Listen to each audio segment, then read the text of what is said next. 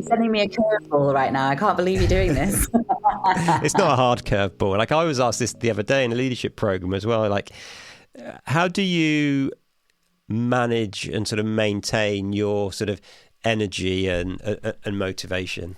Oh, this one again. I have the right balance right now, but it's you have to be at the center. If you're not happy and healthy and doing well, everything else is not going to be happy and healthy and doing well. And it's something that you have to prioritize to be able to bring that energy to your everyday. I journal every day. I actually I was in a mastermind group the other day, and I was joking about the fact that I literally have a journal for everything as well. Like, I've got my business journal, I've got my life journal, I've got my 5-minute journal for when I need to just be thinking in a positive mindset. But having that 10 minutes of reflection every day, whether you do it via meditating or journaling or just going in for a walk, that is crucial. And I couldn't bring everything else that I bring to the day without having that time for myself to do that.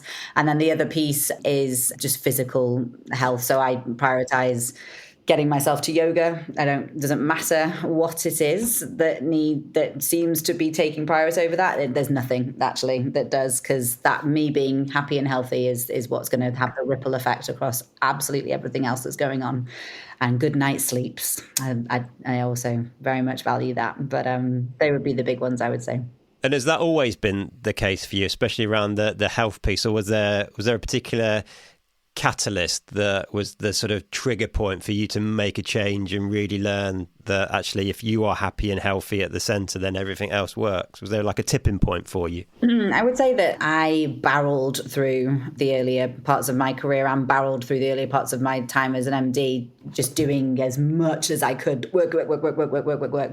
And you just get to a point where you're just exhausted. There's no point, and I wouldn't say burnout per se. I never got myself to that point, but you're not useful to anybody when you do that. You're not useful to yourself. You're not useful for your team. You're not useful for your family, your home.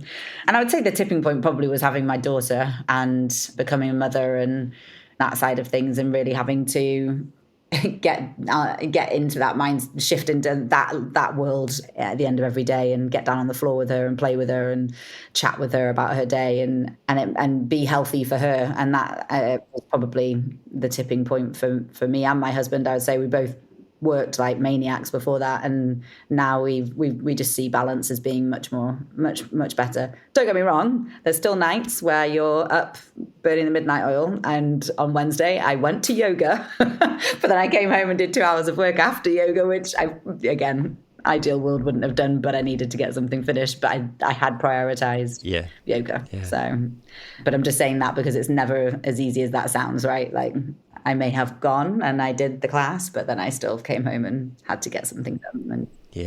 That's life, right? That's kind of that's life. That's what happens sometimes. But I would say that would be the tipping point for me.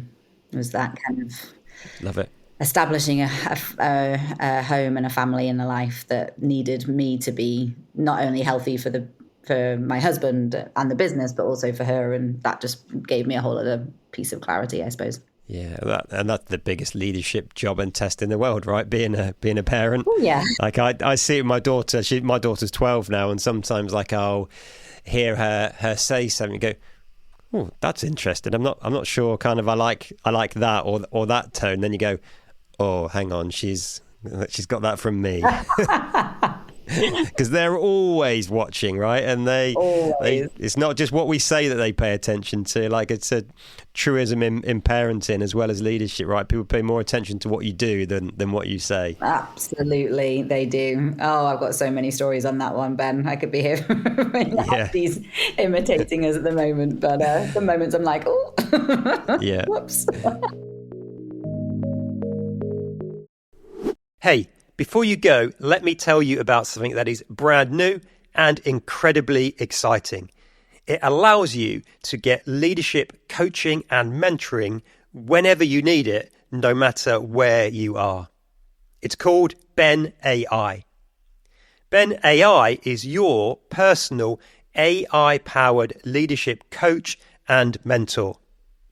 Drawing on my 20 plus years of experience, it provides you with real-time, practical advice for any leadership or management challenge, be it from managing team dynamics, to resolving conflict, to planning and prioritization, or delegation. Ben AI is there to help. How does it work? Well, you simply head over to the Ben AI URL, type in your question, and you'll immediately get a personalized, actionable piece of advice to help you in that moment. Or if you prefer, you can even call Ben AI and have a conversation with him/me. I know you're going to love it, so do check it out via the link accompanying this episode in the show notes where you can try it for free. That's it for now. I'll see you again soon. Lead on.